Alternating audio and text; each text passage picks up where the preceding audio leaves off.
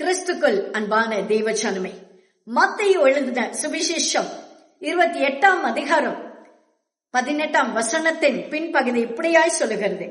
அவர்களை நோக்கி, வானத்திலும் பூமியிலும் சகல அதிகாரமும் எனக்கு கொடுக்கப்பட்டிருக்குது. தேவ ஜனமே, வேலை ஸ்தலத்தில் அல்லது ஏதோ ஒரு இடத்தில் உள்ள அதிகாரியினுடைய வார்த்தை உங்களை வேதனைப்படுத்திக் கொண்டு இருக்குதா? உங்களை கலங்க வைத்திருக்கதா?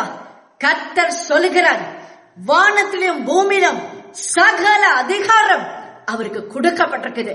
சகல அதிகாரம் படைத்தவரை பற்றி கொள்ளுங்கள், அவரை சார்ந்து கொள்ளுங்கள், முழு உள்ளத்தோட அவர் மேல நம்பிக்கையாயிருங்க.